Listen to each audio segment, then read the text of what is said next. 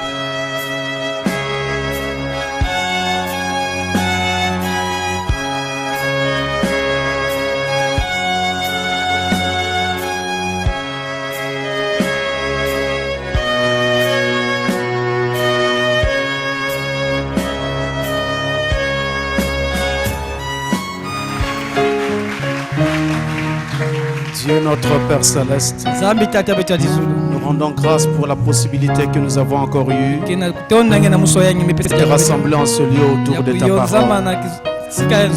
L'heure passe, le temps passe, et l'heure est vraiment, Seigneur, à ta venue. Voilà pourquoi, Seigneur, nous voulons mettre tout ce que nous pouvons pour que nous puissions être prêts pour te rencontrer. Viens au milieu de nous au travers de ce moment. Donne-nous la grâce d'être chacun en contact avec toi. Nous croyons que tu vas le faire. Tu vas nous rapprocher de toi et tu vas nous éclairer. Nous offrons cette prière humblement au nom de Jésus-Christ et ce puissant verset. Amen.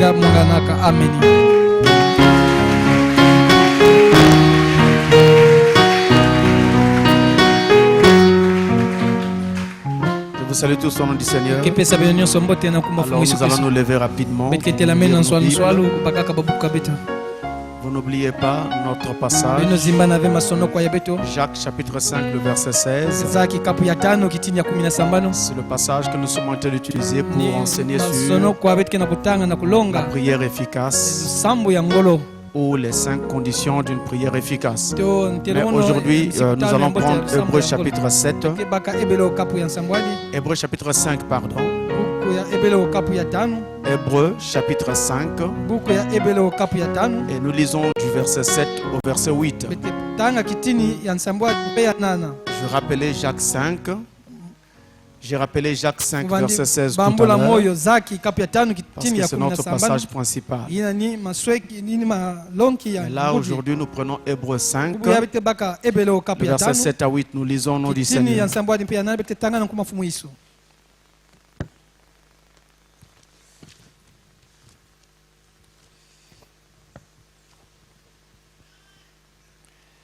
C'est lui qui, dans les jours de sa chair,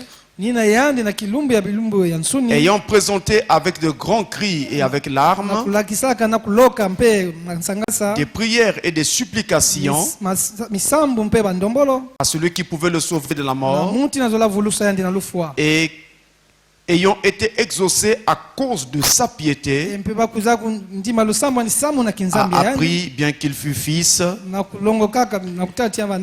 l'obéissance par les choses qu'il a souffertes. Amen. Que Dieu bénisse pour vous asseoir. Alors, après avoir parlé des différentes conditions comme Un esprit bien disposé lorsqu'on s'approche de Dieu. Et dernièrement, nous avons également vu d'autres conditions lorsque nous avons parlé des prescriptions générales de la Bible. C'est-à-dire que dans la Bible, il y a des principes que nous ne pouvons pas sauter. Nous ne pouvons pas vraiment nous en passer. Il faut les suivre si vous voulez que Dieu vous exauce. Je rappelle encore que nous sommes en train de parler de la prière dans le sens de l'exaucement de la prière. Donc nous ne parlons pas de la prière de façon générale. Nous essayons de vous montrer comment faire que vos prières soient toujours exaucées. Alors, après ces différentes conditions-là, aujourd'hui nous allons parler d'une vie sanctifiée. Une vie sanctifiée. Voilà encore une condition que Dieu exige pour répondre à nos prières. Il veut que nous ayons une vie sanctifiée pour exaucer notre prière. C'est une condition. Si vous voulez un autre groupe de conditions. Alors, voici ce que dit le livre d'Ésaïe. Chapitre 6. Ésaïe chapitre 6, versets 1 à 4. Et dans cet enseignement, nous sommes en train d'essayer de planter les choses dans les Écritures pour vous permettre vraiment de savoir ce que Dieu a dit. Et la Bible avait annoncé d'avance. La foi viendrait de ce que l'on entend et ce que l'on entend de la parole de Christ. Ésaïe 6, verset 1 à 4, il dit, l'année de la mort du roi Osias, je vis le Seigneur assis sur un trône très élevé. Et les pans de sa robe remplissaient le temple. Des séraphins se tenaient au-dessus de lui. Ils avaient chacun 6 ailes. 2 dont ils se couvraient la face. 2 dont ils se couvraient les pieds. Et 2 dont ils se servaient pour voler. Ils criaient l'un à l'autre et disaient, Saint, Saint, Saint est l'Éternel des armées. Toute la terre est pleine de sa gloire. Les portes furent ébranlées dans leur fondement par la voix qui retentissait. Et la maison se remplit de fumée. Je voudrais attirer votre attention sur le verset 3.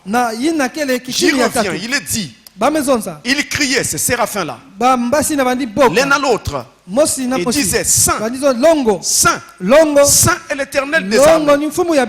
Notez le nombre de fois que le mot Saint est prononcé.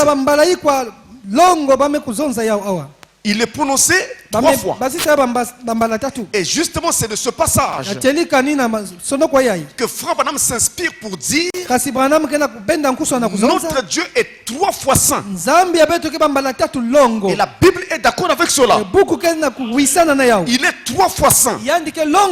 Autrement dit, notre Dieu est saint, c'est vrai. Mais il est tellement saint que même notre mot saint ne suffit pas pour décrire sa sainteté. Et donc tout homme qui s'approche de Dieu doit savoir que Dieu est saint et plus que saint. Dieu est saint et 3 fois saint. Et donc il ne doit pas s'approcher de Dieu à l'aventure, mais il doit s'approcher de Dieu en sachant qu'il est 3 fois saint. Donc un Dieu avec lequel on ne devrait pas jouer. À l'époque de l'Ancien Testament, quand les gens faisaient n'importe quoi devant Dieu, ils mouraient quasiment sur le champ. Dans la dispensation du Nouveau Testament, il ne meurt presque pas sur le champ. Parce que justement la dispensation a changé. Nous sommes de la dispensation de la grâce. Mais Dieu donne alors la possibilité à cet homme de se repentir. Mais si cela ne se fait pas, la mort s'en suivra. Donc c'est sérieux. Dieu est 3 fois saint. Dans l'histoire de l'aveugle né que raconte le Nouveau Testament, où nous voyons un aveugle qui était aveugle de naissance, qui avait été guéri par Jésus, qui fit de la boue et mit cette boue sur ses yeux et il recouvra la vue. L'histoire se trouve dans Jean chapitre 9 et vous pouvez partir du verset 24 et descendre jusqu'au verset 31. Alors cet homme fut guéri. Les pharisiens lui posaient la question: comment as-tu recouvert la vue? Et il expliqua ce que Jésus avait fait. Et les pharisiens me disent: donne gloire à Dieu, parce que cet homme est un pécheur. Donc les pharisiens disaient à cet homme qui était guéri de glorifier plutôt Dieu, ne pas s'occuper de Jésus, parce que Jésus était un pécheur à leurs yeux. Alors l'homme qui venait d'être guéri répond: mais ça m'étonne, vous qui nous enseignez, vous puissiez ignorer aujourd'hui que Dieu n'exauce pas les pécheurs. Et ils l'ont chassé. Tu es né dans le péché. Tu veux nous enseigner? Il venait de faire une remarque pertinente. Dieu n'exauce pas les pécheurs. Alors pourquoi avait-il exaucé Jésus si Jésus n'était qu'un pécheur? Et moi, ça me permet de vous dire ici que sans une vie sanctifiée, nous ne serons pas exaucés. Dieu ne regarde pas notre pitié, notre tristesse, l'état dans lequel nous sommes. Nous nous mortifions, nous roulons et nous tournons sur le sol, sur le lit et tout le reste. Ce n'est pas ça que Dieu regarde. Mais Dieu regarde sa parole. Frère Branham va dire ceci. Écoutez bien. Dans la prédication, soyez certains de Dieu. Le 25 janvier 59. Paragraphe 40 et 41. Ne manquez pas ceci. Il dit ceci: vous savez, après avoir confessé nos péchés et satisfait à chacune des exigences de Dieu, nous avons cru en Dieu. Il y a des conditions à remplir. Et c'est selon sa volonté. Et nous avons confessé nos péchés. Et nous avons redressé tous nos torts. Tout ce que nous pouvions faire, nous l'avons fait.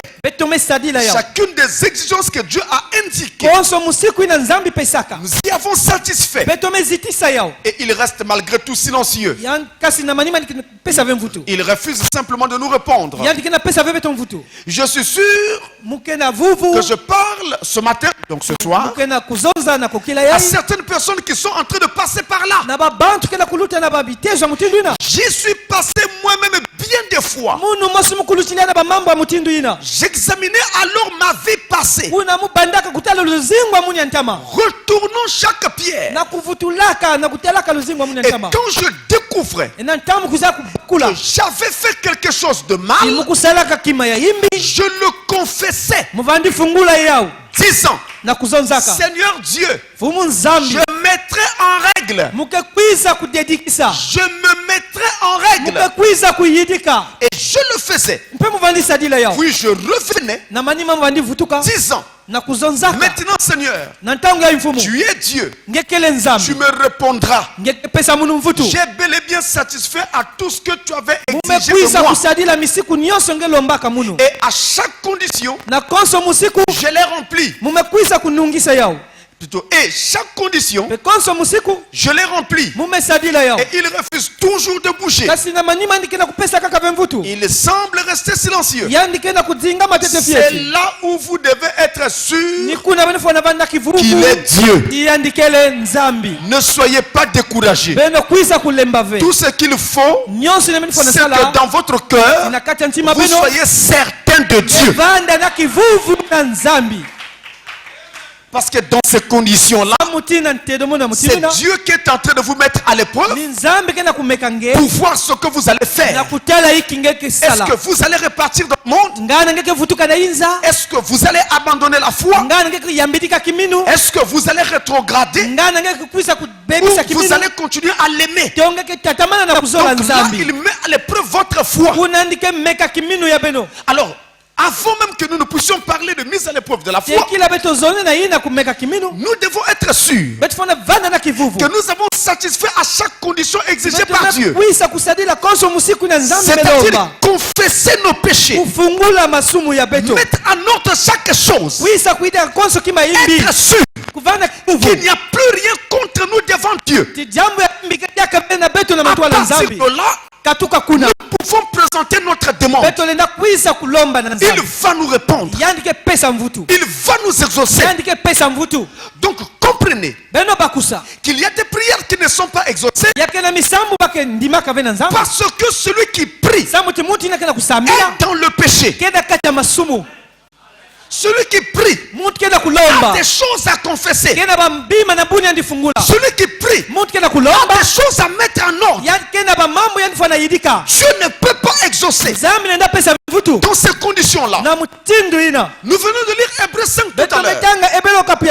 Dans ce passage, on nous parle de Jésus et on dit, lui qui était fils de Dieu, mais il a été exaucé. Non pas parce qu'il était fils de Dieu, mais à cause de sa piété. Vous entendez ça? Il n'a pas été exaucé parce qu'il était et s'appelait Jésus, mais il a été exaucé à cause de sa piété. C'est sa piété qui a amené la réponse à la prière. Ne vous y trompez pas. Quel que soit ce que vous demandez à Dieu, ça peut être petit, ça peut être grand, ça peut être extraordinaire, ça viendra si vous remplissez chaque condition. Ça ne viendra pas si vous ne remplissez pas toutes les conditions. Et donc ici, voilà une autre condition: confesser ses péchés. Alors, sous ce label-là, d'une vie consacrée, d'une vie sanctifiée, voulais-je dire, eh bien, il y a des éléments qui vont avec. Alors, très rapidement, nous allons en quelques points pour vous montrer ça. Premier point, pour vous montrer dans quel sens, sur quel rapport Dieu veut que notre vie soit sanctifiée quand nous venons prier.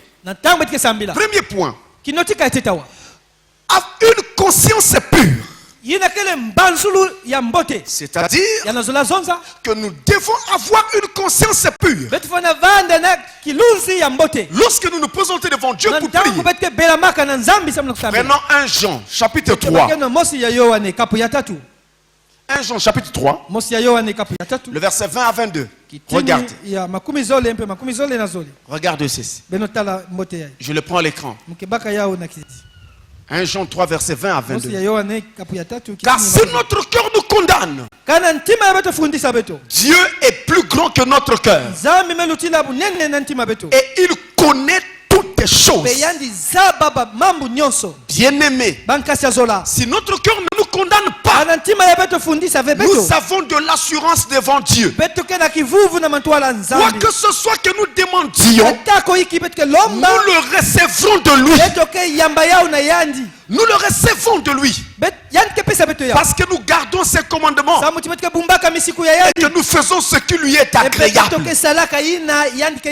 Vous entendez ça? Dieu ne peut pas parler ainsi et ne pas accomplir sa parole, lorsque nous remplissons les conditions. Or, ici on dit que quand nous nous tenons devant Dieu pour prier, il ne faut pas que notre conscience nous condamne. Il ne faut pas que notre cœur nous condamne. Il ne faut pas que nous ayons sur la conscience quelque chose qui soit en train de nous condamner. Or, quand un cœur est condamné, vous le savez, vous manquez de paix. Quelque chose vous torture tout simplement. Et on vous dit cette chose ici doit être arrangée. Et ça pioche dans votre cœur. Et il est possible que quelqu'un puisse avoir une conscience condamnée en sachant de quoi il s'agit. Qu'est-ce qu'il avait fait qui amène cet état. Tout comme il est possible que vous sentiez une condamnation sans que vous ne sachiez de quoi il s'agit. Vous tournez, vous regardez. Rien ne vous vient à l'esprit. Vous ne vous rappelez pas ce que vous avez pu faire qui aurait pu amener cette condamnation. Parfois même vous priez pour que Dieu vous le montre, mais il ne répond pas. Et la condamnation est là. Ce n'est pas un bon état. Cela est arrivé à Frère Branham. À un moment donné dans sa vie, il sentait une condamnation permanente. Et ça mettait du temps. Il ne comprenait pas ce que c'était. Il priait, demandait. Il ne voyait pas. Il priait, se consacrait. Dieu ne répondait pas. Jusqu'à ce que finalement, un jour, il se retrouve dans un lieu pour prêcher et tenir une campagne. Alors ce poids le quitte définitivement. C'est alors qu'il se rappelle que Dieu lui avait déjà parlé de ça il y a fait longtemps. Mais c'est lui qui ne faisait pas. Et Dieu n'avait pas besoin de venir dire et redire là où il avait déjà parlé. Donc il ne faut pas que votre conscience vous condamne. Regardez votre conscience. Je me tiens devant Dieu. La conscience doit être libre. C'est comme ça qu'on doit faire. Mais si quelque chose vous condamne, ça doit être arrangé. Surveillez cela. Avant d'aller dire que j'ai prié et Dieu ne m'a pas répondu. Quel était l'état de ton cœur quand tu priais? N'y avait-il rien qui te condamnait? Quel était l'état de ton esprit? Deuxième point, un cœur pur. Un cœur pur. Quand nous venons devant Dieu, venons-y avec un cœur pur. Je vous prends un passage déjà devenu emblématique dans la Bible. Matthieu 5, le verset 8. Ce passage dit, c'est un passage emblématique parce que vous le connaissez. La Bible dit, heureux ceux qui ont le cœur pur, car ils verront Dieu. Quand nous prions, nous voulons voir Dieu. Quand Dieu nous exauce, nous pouvons dire sous un autre langage que nous avons vu Dieu. Parce qu'il est descendu nous exaucer. Répondre à notre demande. Nous l'avons vu. Mais pour le voir, il nous faut un cœur pur. Mais c'est quoi un cœur pur? Le livre de Somme nous en donne la suite. Somme chapitre 66. Somme 66. Versets 17 et 18. La Bible nous dit, je le prends aussi à l'écran. J'ai crié à lui de ma bouche, et la louange a été sur ma langue. Si j'avais conçu l'iniquité dans mon cœur, le Seigneur ne m'aurait pas exaucé.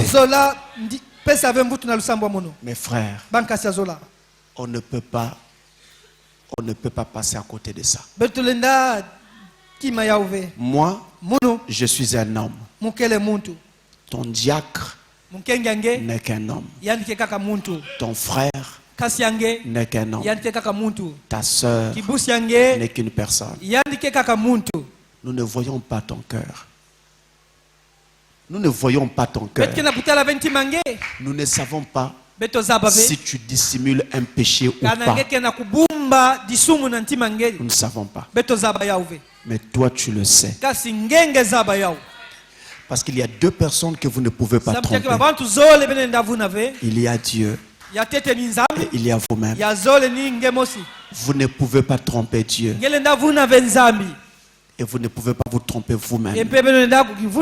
Parce que vous savez.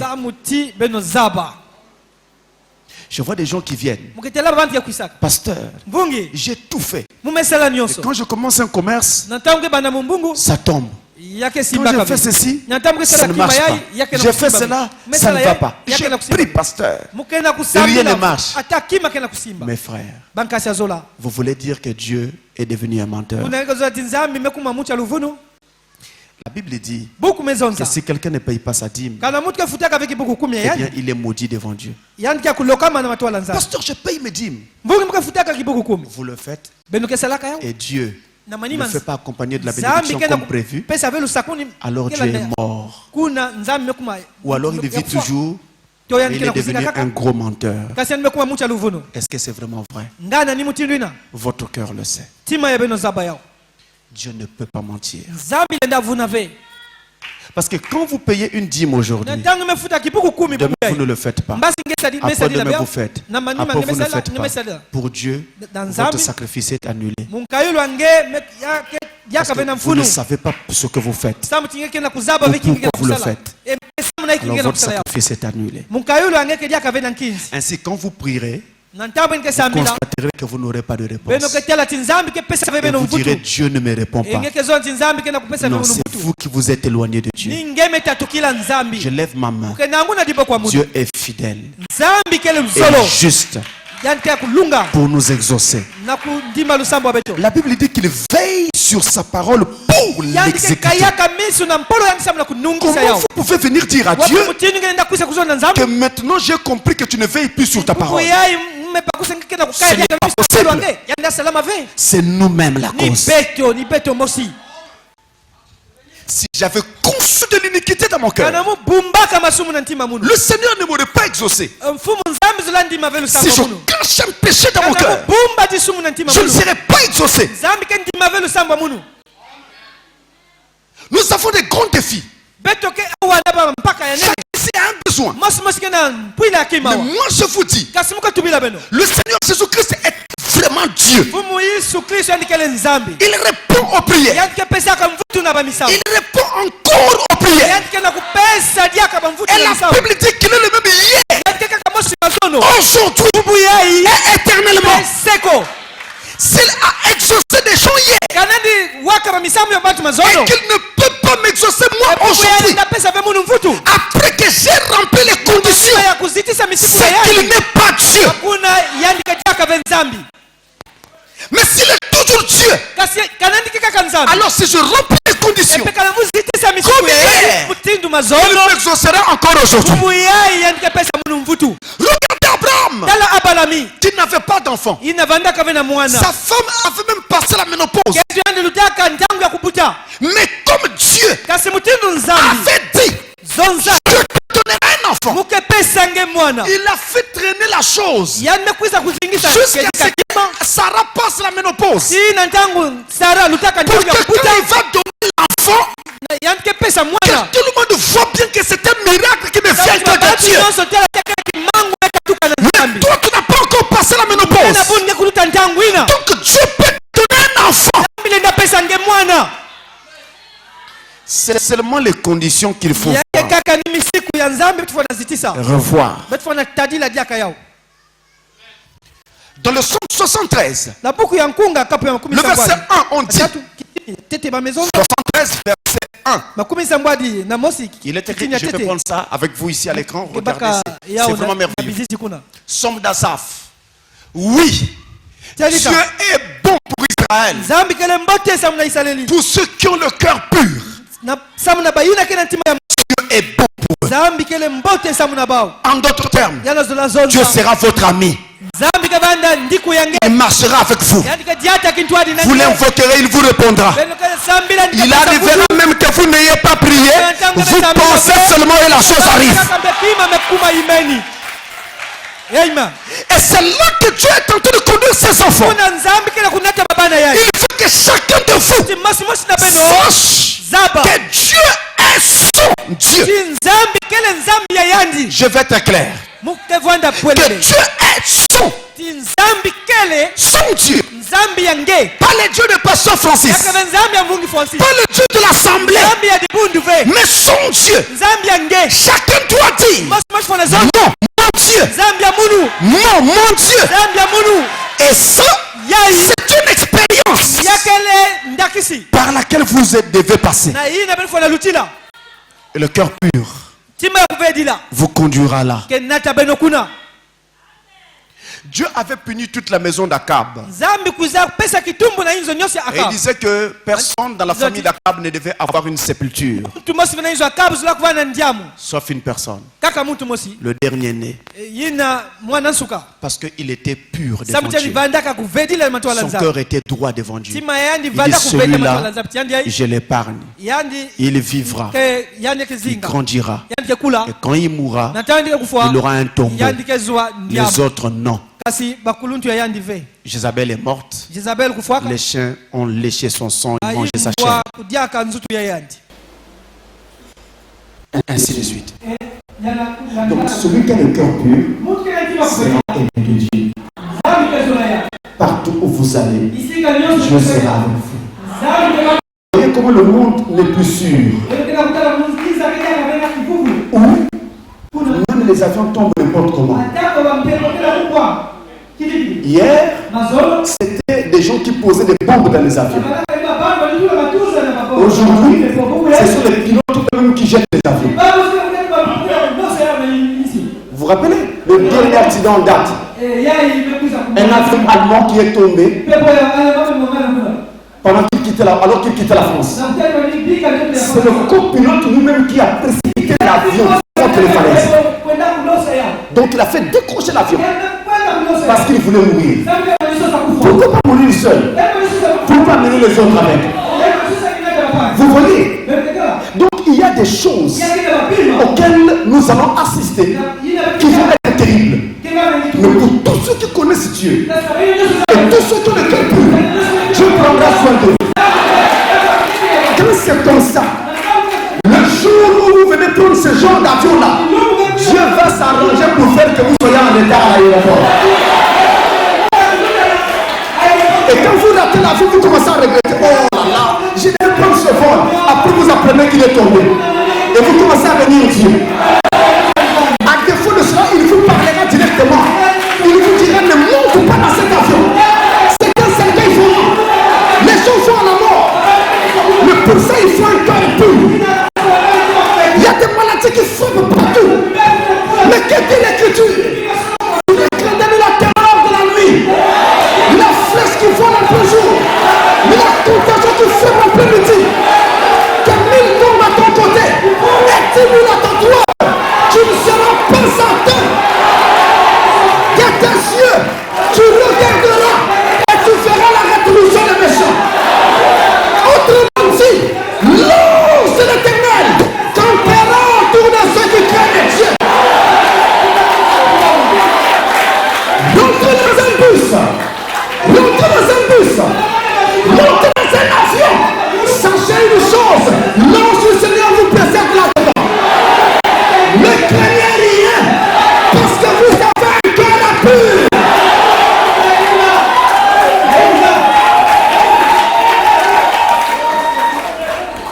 Vous dites Amen. Troisième condition.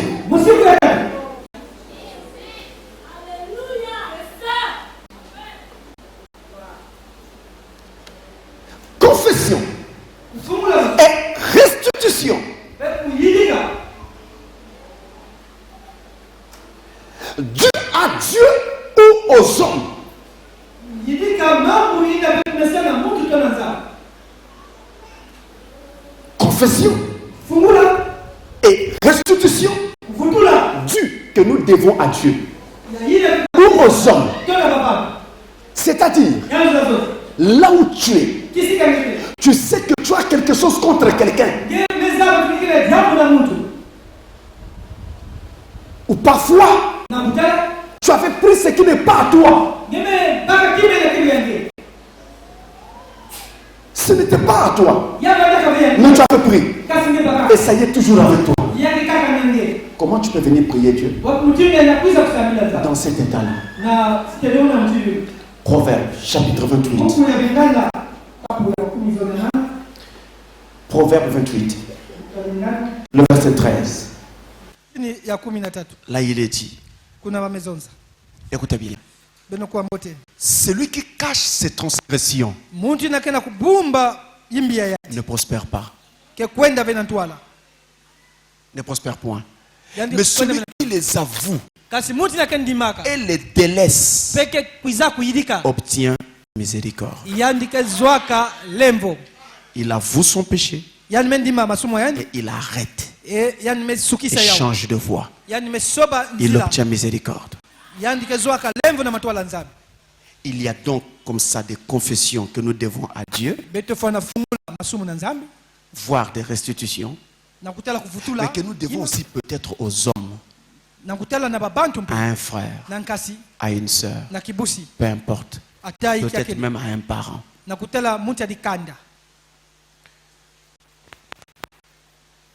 Confession. Lorsque j'ai injurié un frère, je viens le voir, je lui demande de me pardonner. J'ai confessé mon péché. Mais si j'avais volé un téléphone portable d'une sœur, d'un frère ou de quelqu'un quelque part, même si je l'avais vendu, il ne me suffit pas de venir lui dire j'avais volé ton téléphone, je dois rendre.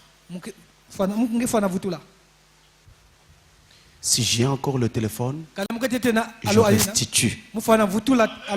Ton téléphone était perdu, ma soeur. Ton téléphone était perdu, mon frère. C'est moi qui avais pris. Pardonne-moi.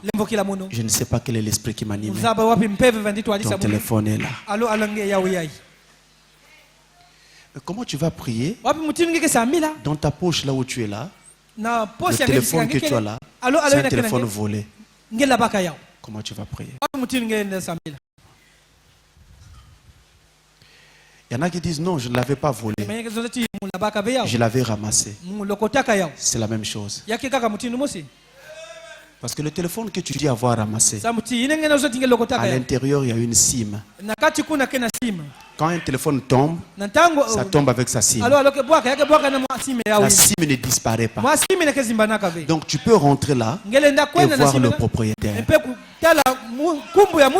Tu prends le répertoire, n'importe quel numéro que tu trouves, tu appelles pour dire à cet homme, le propriétaire de ce téléphone a perdu son téléphone. Je l'ai entre mes mains. Comme vous le connaissez, joignez-le et qu'il appelle son propre numéro. Comme ça, je vais lui dire comment reprendre son appareil. Les téléphones coûtent 3000, 1000 francs, ainsi de suite. C'est moins cher. Pourquoi faire du mal aux autres? Pourquoi vous fermez le ciel pour des choses éphémères? Vous devez restituer. Donc pendant que tu pries, oh Dieu, exauce-moi, dans ta poche, le téléphone là est venu.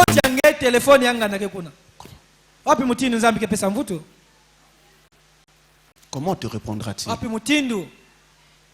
Dans ta maison, tu as un poste de téléviseur volé. Une radio, un poste de radio que tu as volé. Comment Dieu va-t-il t'exaucer? Et chaque jour tu rentres, tu sors de ta maison, tu rentres, tu sors en voyant cet emblème du vol. Ce symbole du vol dans ta maison. Et ça ne te dit rien. Quelque chose qui ne va pas. Le Fils de Dieu ne vit pas comme ça. Donc il y a des restitutions à faire. Et nous devons le faire. pour ainsi être entièrement pur devant Dieu. Mes frères, la vie, il faut la mener doucement et attendre petit à petit que Dieu nous accorde aussi à nous ce que nous voulons. Et je vous dis que dans la vie, les choses se construisent petit à petit. Mais quand vous voulez courir, vous allez vous faire beaucoup de mal. Vous allez être obligé de voler, de tricher et de glisser dans toutes sortes de choses obscures. Avez-vous remarqué qu'il y a beaucoup de fous dans notre ville? Mais c'est dû à quoi? Parce que les gens veulent toucher à des choses nocturnes pour avancer plus vite dans la vie. Mais ils ne se rendent pas compte que c'est une mauvaise foi. Et quand ça tourne mal, c'est trop tard. Allons doucement. Quatrième condition. Quatrième point.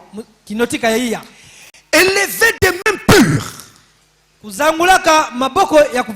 Pour avoir une vie sanctifiée devant Dieu, vos mains doivent être pures.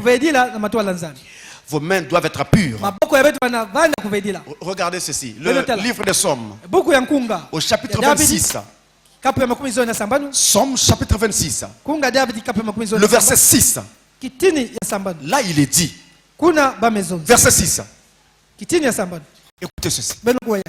Je lave mes mains dans l'innocence et je vais autour de ton autel. Oh Éternel. Avant d'aller devant l'autel de l'Éternel, mes mains doivent être lavées dans l'innocence. Pas comme avait fait Ponce Pilate. Où il prit un bassin, se lava les mains pour dire je suis libre de son sang. Non, il n'était pas libre de son sang. Parce qu'il était le gouverneur. C'était à lui de prendre une décision.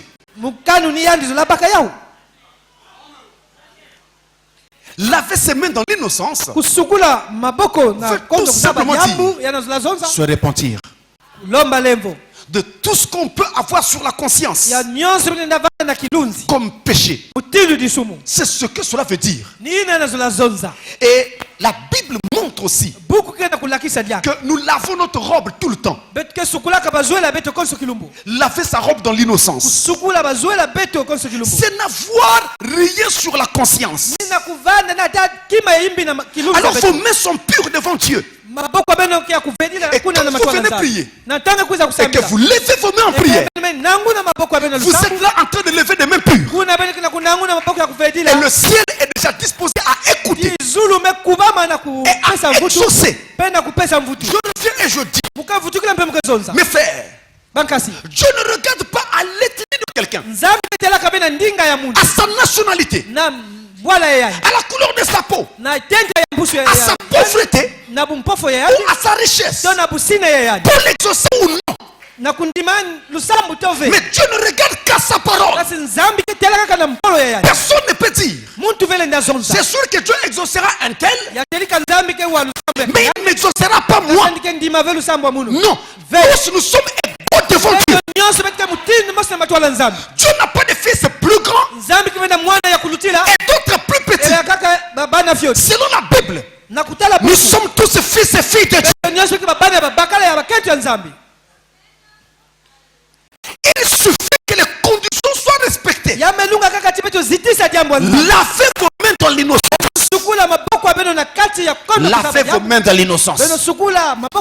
N'ayez rien sur la conscience. Répondez-vous. Vous vous sentez. Vous savez qu'il y a quelque chose qui ne va pas. Sur cette question de laver les mains, écoutez ce passage. 1 Timothée chapitre 2, le verset 8. Ce passage nous dit, il est déjà à l'écran, regardez. Je veux donc, c'est l'apôtre Paul qui parle. Je veux donc que les hommes prient en tout lieu, en élevant des mains pures, sans colère, ni mauvaise pensée. Alors mes amis, la suite est très importante. La suite ici révèle beaucoup de choses. Il fait que nous puissions prier en élevant les mains pures. Mais mes mains seront pures devant Dieu lorsque justement je serai en train de prier sans colère. Lorsque justement je serai en train de prier sans mauvaise pensée. De quoi s'agit-il? Il y a des prières offertes par des gens à Dieu et qui sont des prières faites sur la base d'une colère. Seigneur, ils m'ont fait ceci. Maintenant je vais leur montrer. C'est une mauvaise prière. Vos mains ne sont pas pures. Seigneur, ils étaient en train de se moquer de moi. Donne-moi aussi un habit. Comme ça, quand je vais m'habiller, il faut me sentir. Vos mains ne sont pas pures. Comment voulez-vous que Dieu vous donne? Ou alors, quand on se met à prier, on prie par vengeance. Oh Dieu! Tue-le!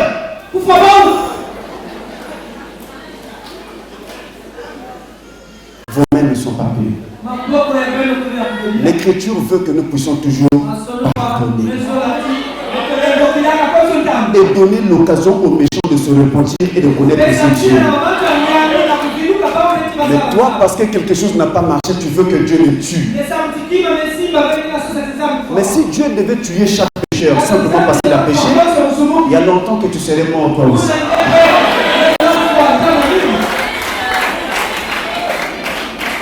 Seigneur, je te demande, enfin le fait, tue-le. C'est une mauvaise façon de faire. Vos mains ne sont pas pures. Seigneur, moi aussi, je vais montrer aux gens que je sais, que je connais, que je peux. Je veux leur montrer. C'est la rivalité. C'est une mauvaise prière. Vos mains ne sont pas pures. À chacun ses grâces. Regardez le ciel pendant la nuit. Toutes les étoiles ne brillent pas de la même façon. On ne pourra jamais faire que tout le monde se ressemble. Il y en a qui ont des grâces spéciales. Nous savons par exemple notre ami pasteur Daoud, qui est un puissant homme de guérison. C'est incontesté et incontestable. Le béni soit Dieu pour ce don-là. Mais là, remarquez qu'il y a des gens qui n'aiment pas ça. Et à cause de la rivalité, ils attendent de trouver une bonne petite faute pour commencer à le tailler en morceaux. Ne vous rangez jamais du côté de ces gens-là. Il a fait ceci, il a fait cela, il a dit ceci, il a dit cela. En réalité, ce n'est pas ça le problème. Le problème est ailleurs. Il fait le tailler parce qu'il s'en fiche sa position. Mais par contre, tu n'as pas fouillé ce qu'il est. C'est Dieu qui lui a fait cette grâce-là.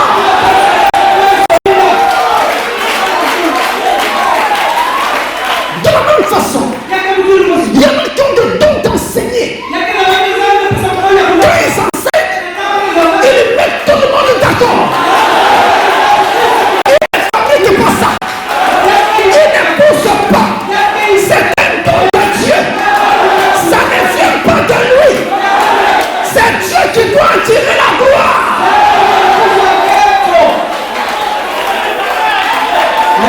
Simplement dit, quand quelqu'un porte le ballon, nous ne devons pas chercher à lui arracher le ballon. Nous devons le protéger pour que l'adversaire ne lui prenne pas le ballon et que lui amène le ballon jusqu'au filet. Mais si vous lui arrachez le ballon, vous êtes la même équipe, vous serez battu. Les rivalités, ce n'est pas une bonne chose. Ne vous rangez jamais de ce côté-là. Parce que frère, je vous dis une chose. Excusez-moi d'en parler. Mais c'est aussi pour vous aider. J'entends beaucoup de gens aujourd'hui qui parlent en mal contre le pasteur Barouz. Mais en réalité, le problème vient de très loin. Ce n'est pas ce qu'ils disent là. Le vrai problème est ailleurs. Et si vous me croyez comme votre pasteur, n'écoutez jamais ses voix. Et même en dehors de ça, il est écrit respect aux serviteurs de Dieu. Même encore en dehors de ça, un serviteur de Dieu de cette trempe-là, où tout le monde sait que c'est un adopté, frère, ne mettez pas votre main, je vous le conseille.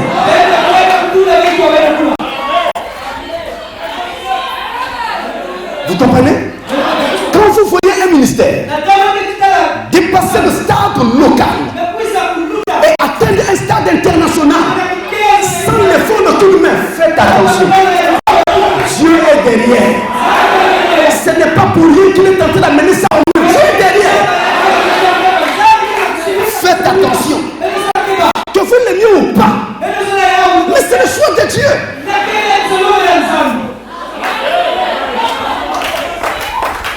Donc si nous prions comme ça, nous ne serons pas exaucés. Les rivalités. Il y a aussi l'esprit de compétition. Seigneur, moi aussi. Moi aussi. Déjà quand tu es en train de dire ça dans ta prière, tu as failli. Ta prière ne sera pas exaucée.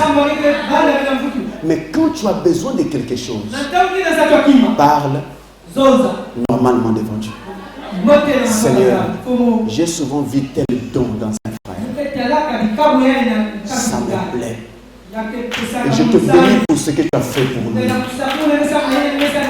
Mais ça me plairait aussi de pouvoir travailler pour toi de cette façon. Vous voyez, là votre prière est correcte. Ce n'est pas dans un esprit de compétition, mais c'est dans un esprit d'avoir plus de talent dans le camp pour faire le même travail de Dieu. Donc les mains doivent être pures. Quand nous les élevons devant Dieu, les mains doivent être pures.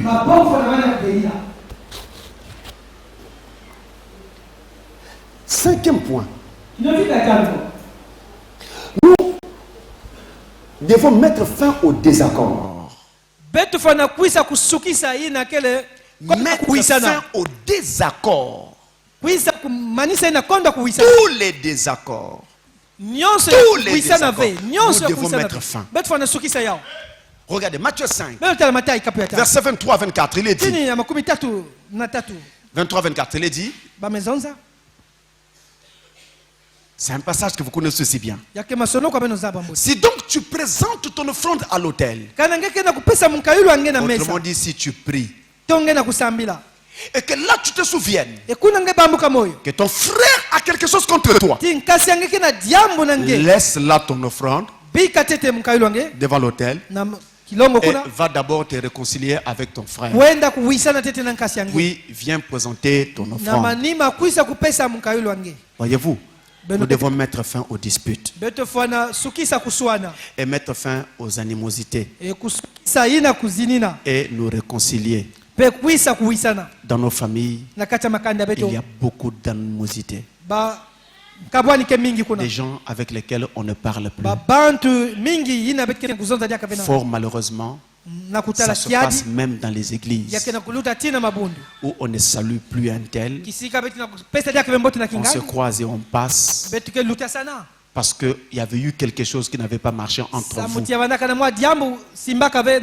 ne pouvez pas avoir un nœud pareil dans le cœur. Allez prier et Dieu vous exaucer. Ce n'est pas possible. Quand vous allez demander pardon à votre frère, si lui se met à dire ou à penser, il est faible. Vous voyez, il est venu me demander pardon. Ne répondez pas. Vous avez fait votre part devant Dieu. Et Dieu lui-même s'occupera de ce cas. Vous faites votre part et allez de l'avant. Amen. C'est fondamental. Fondamental. Frère Branham dit, il vérifiait que chaque chose était parfaitement mise en ordre. Il dit que lui-même est passé par là plusieurs fois. Et donc nous devons vérifier. Être sûr que tout est parfaitement en ordre. En général, les choses qui ne sont pas en ordre, Dieu nous le dit. Vous le sentez sur votre cœur. Dieu vous le dit. Dernier point. Sixième et dernier point. Enlevez les idoles.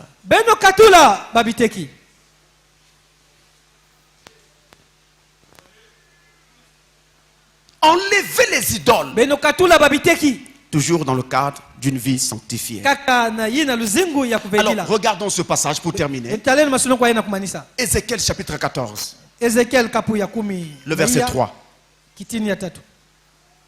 Il est dit.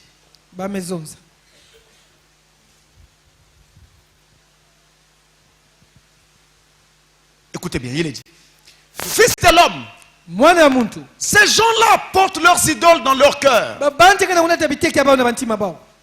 Et ils attachent les regards sur ce qui les a fait tomber dans l'iniquité. Me laisserai-je consulter par eux? Les accepterai-je dans ma présence? Accepterai ces gens dans la présence du trône de la grâce? Écouterai-je leurs prières? Non. Parce que ils vont avec leurs idoles quand ils vont prier Dieu. Une idole, c'est une statue ou une figure représentant une divinité qui fait l'objet d'une adoration. Donc une statue. Et Frère Branham dit qu'une idole, c'est aussi tout ce que vous faites passer avant Dieu dans votre cœur. Toute chose à laquelle vous accordez la première place avant Dieu dans votre cœur, c'est une idole. Ainsi, une star de cinéma peut devenir votre idole. Votre travail peut devenir votre idole. Votre femme peut devenir votre idole. Ça vous étonne. Et pourtant c'est vrai. Votre femme, vous l'aimez tellement que vous l'adulez. Mais ce n'est pas ce que Dieu veut. Aimez votre femme, mais aimez plus Dieu votre femme. Même chose pour le mari. Donc, on peut trouver comme ça des idoles partout. Mais il y a pire encore que ça. Il y a aussi les fétiches, les protections, les totems, les parents protecteurs, les fils qu'on attache autour des hanches avec des os ou des dents d'animaux. Vous allez prier Dieu, mais votre enfant a un fil comme ça attaché autour de la table. C'est pour demander quoi à Dieu? On lave les enfants, mais dans le lot qu'on utilise pour laver l'enfant, on met une dent de gorille. On frotte l'enfant avec des os de gorille pour que cet enfant soit fort quand il sera plus grand. Vous ne savez pas que vous êtes en train de mettre un démon sur l'enfant. Donc tout ça c'est des idoles. Comment pouvez-vous aller prier Dieu en servant encore de telles choses? Et dans votre maison, juste en rentre derrière la porte, il y a un petit truc pour protéger.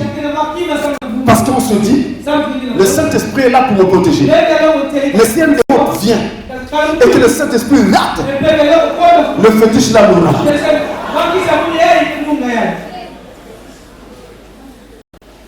Mes frères, c'est non seulement triste, mais c'est extrêmement grave. Parce que tant que vous gardez ce fétiche, vous êtes loin de Dieu et chassez de sa présence. Il y en a d'autres qui cherchent cette protection et même de la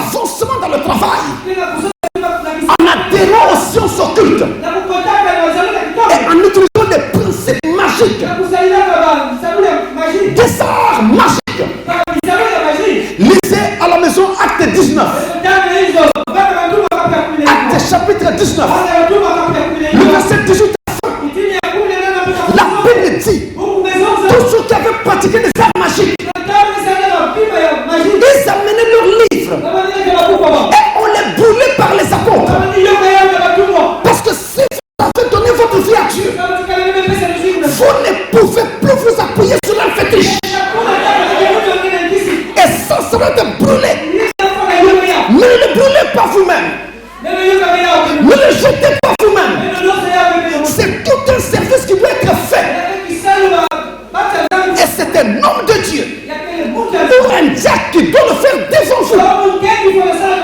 Il brûlera ces choses devant vous et priera pour vous. Ne le faites pas vous. C'est une erreur. Voilà. Il y a longtemps peut-être que vous priez et que vous demandiez quelque chose à Dieu. Ce n'est jamais venu. Peut-être que quelque chose n'allait pas dans votre vie. Regardez bien. Sondez votre esprit. Et regardez.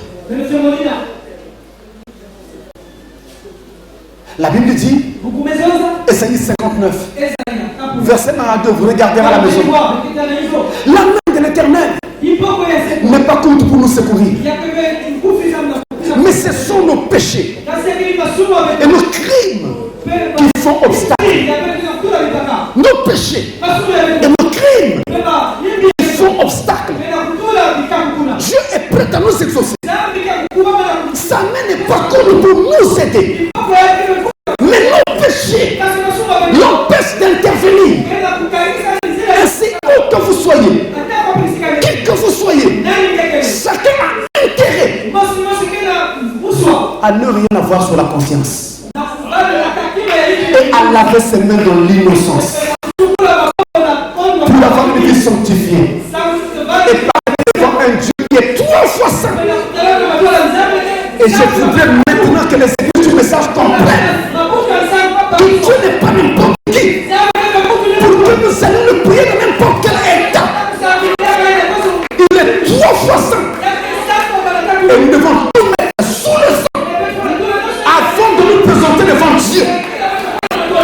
Alors faites le test, faites l'expérience, confessez tout et voyez si Dieu n'est pas Dieu. Nous allons nous remettre à la vie.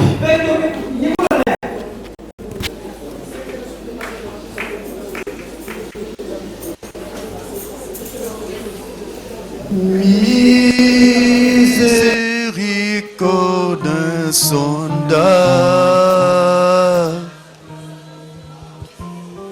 Dieu peut-il tout pardonner?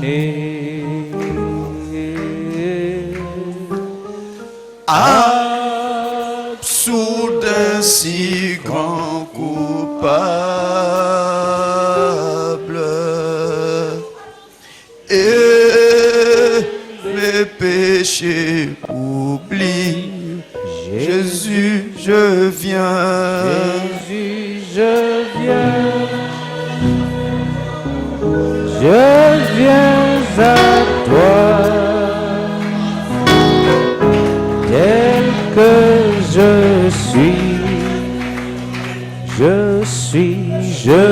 viens à toi. Jésus, je viens.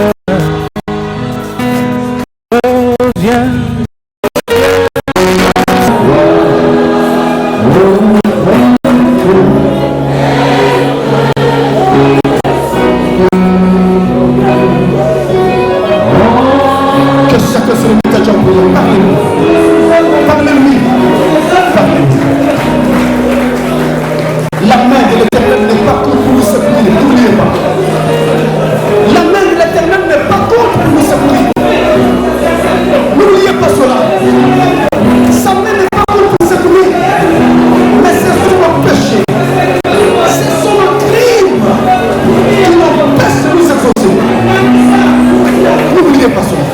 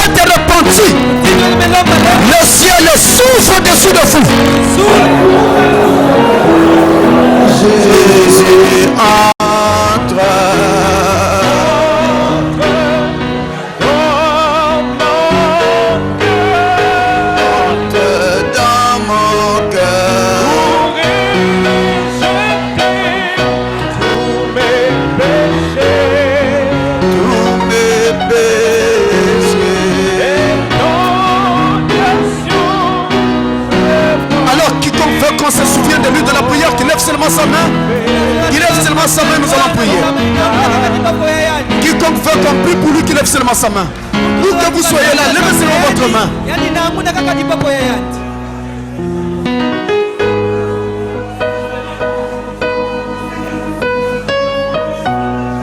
Dieu Tout-Puissant, notre Père Céleste,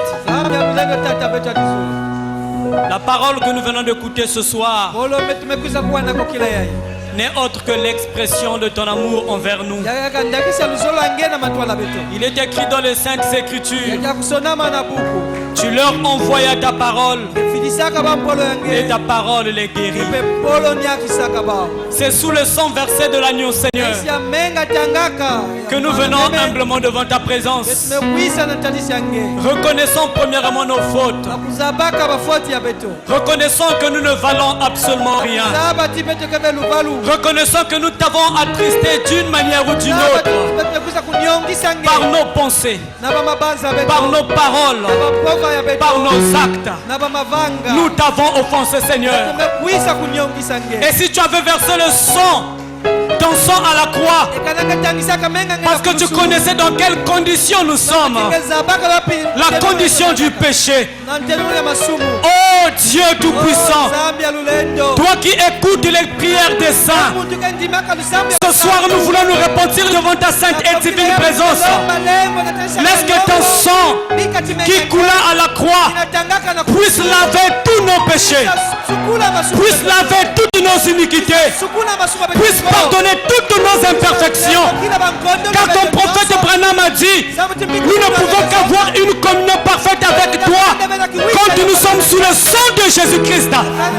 Oh Dieu, tu as dit dans ta parole, je veux que tu prospères à tous égards, comme prospère l'état de ton âme. Et tu as encore ajouté, toutes les promesses de la Bible sont pour ton épouse que nous sommes. Ce soir dans cette salle, il y a des âmes malades, Seigneur.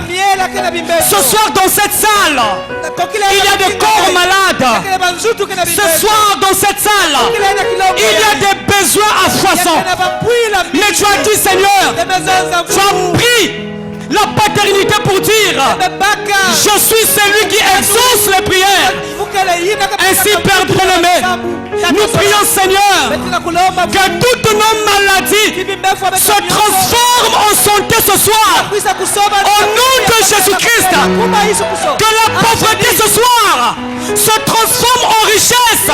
Au nom de Jésus-Christ. Amen. Nous n'avons pas besoin d'un Dieu historique, mais nous avons besoin d'un Dieu. Nous avons besoin d'un Dieu qui se conjugue au temps présent. Celui qui avait visité Moïse l'Église. Parce que s'il y avait des sources ce soir, qu'ils en donnent au nom de Jésus. Seigneur, accorde cela. Car tu n'es pas un menteur. Ton prophète a dit, il y a deux choses que tu ne peux pas faire. Tu ne peux pas mentir. Tu ne peux pas faillir. Ainsi tu es esclave à ta parole. Agis dans la vie de tes enfants et que la gloire te soit rendue.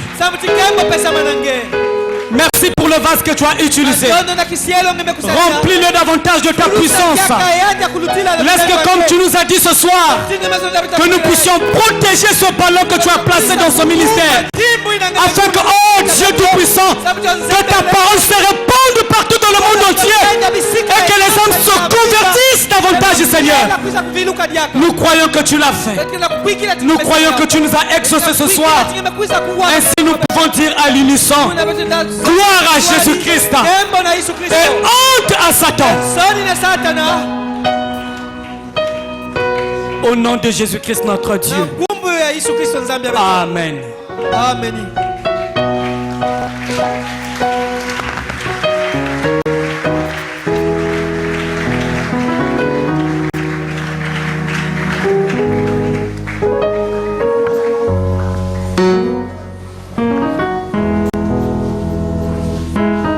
Que le Seigneur vous bénisse richement. Alors pendant que vous allez rentrer à la maison, commencez à faire vos propres expériences avec Dieu sur la base de tout ce que vous êtes déjà en train de voir. Et vous allez vous rendre compte que Dieu ne sera plus de l'histoire pour vous. Dieu ne sera plus juste qu'un simple mot. Mais vous allez le voir, vous allez le vivre, vous allez le toucher, vous l'entendrez vous parler, vous le verrez répondre à vos besoins et à vos prières. Vous le verrez. D'ailleurs, je suis rassuré parce que la Bible dit, quand la parole sort de Dieu, elle ne répare jamais à Dieu avant d'avoir produit ce pourquoi elle est sortie. Alors nous allons poursuivre l'enseignement vendredi prochain. Ne manquez pas ce rendez-vous-là. Et quand nous allons finir avec cet enseignement, alors nous allons faire des réunions de prière ensemble. Vous allez voir les résultats que nous aurons pendant ces réunions de prière-là. Pour les différents besoins que vous avez et tout le reste. Soyez rassurés. L'heure est arrivée. Que le Seigneur vous bénisse. Rentrez dans sa paix.